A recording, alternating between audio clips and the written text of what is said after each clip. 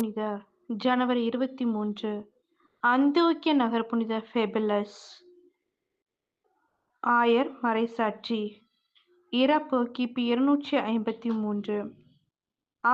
அந்தியோக்கிய நகர் புனித பைபிலஸ் பேரரசர் டேசியஸ் காலத்தில் சிறைச்சாலையில் மரித்த அந்தியோக்கிய ஆயர் ஆவார். இவர் பேரரசர் 3ஆம் கோர்டியன் ஆட்சி காலத்தில் ஆயர் ஜெபினஸ் என்பவரின் பின்வந்த அந்தியோக்கியாவின் 12ஆம் ஆயர் ஆவார். கிபி 250ஆம் ஆண்டு முதலான டேசியன் துன்புறுத்தல்கள் காலத்தில் கிறிஸ்தவ விசுவாசத்தில் அவர் அளித்த உறுதியான வாக்குமூலம் காரணமாக சிறையில் தள்ளப்பட்டு துன்புறுத்தப்பட்டு மரித்தார். பின்னர் அவர் மறைசாட்சியாக வணங்கப்பட்டார்.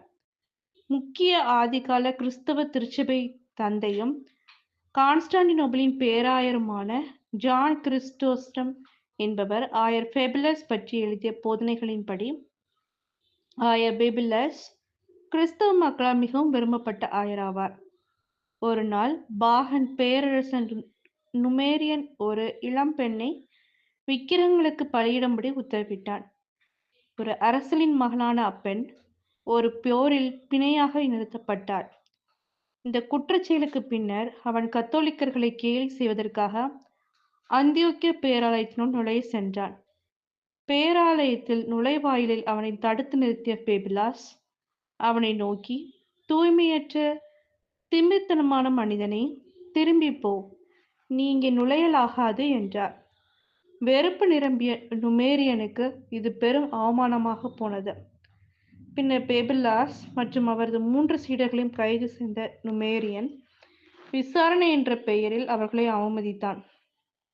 அவர்களில் ஒருவரான ஒரு துறவியை பார்த்து பரிகசித்து, உங்கள் கடவுளின் பாடசாலையில் எங்கள் எஜமானரான முட்டாள்களுக்கு சுவாரஸ்யமான விஷயங்களை கற்பிக்க வேண்டும் என்று நான் நினைக்கிறேன் என்றான். அதற்கு ஆயர் அவர்கள், ஆமாம், ஞானத்தையும் சத்தியத்தையும் பிள்ளைகளுக்கு நான் கற்பிக்கிறேன். முட்டாள்களுக்காக அவர்கள் என் பள்ளியில் கலந்து கொள்ளவில்லை. இல்லையென்றால் நீயும் அங்கே இருந்திருப்பாய் என்றார். ஆயர் பெபிலாஸின் 3 சீடர்களையும் சித்திரவதை செய்த நுமேரியன் ஆயரிடம் சென்று, குழந்தைகளுக்கு இத்தகைய முட்டாள்தனத்தை கற்பிக்கும் எஜமானே, நான் சொல்வதை கேள். இந்த நேரத்தில் நீ தோற்றுவிட்டாய். ஏனெனில் உன் 3 மாணவர்களும் எங்கள் தெய்வங்களுக்கு பலியாக செலுத்தப்பட உள்ளனர் என்றான். தேவனுடைய மனுஷன் தமது கடுமையான பார்வையை அவனிடம் உறுதிப்படுத்தி பதிலளித்தார். நீ வெட்கமின்றி பொய் சொல்கிறாய். நீ இயல்பாகவே இதை செய்கிறாய். ஏனென்றால் நீ பிசாசின் மகன், பொய்யில் சிறந்தவன் என்றார். பேரரசர் நுமேரியன் அவனுக்கு மரண தண்டனை அளித்தான்.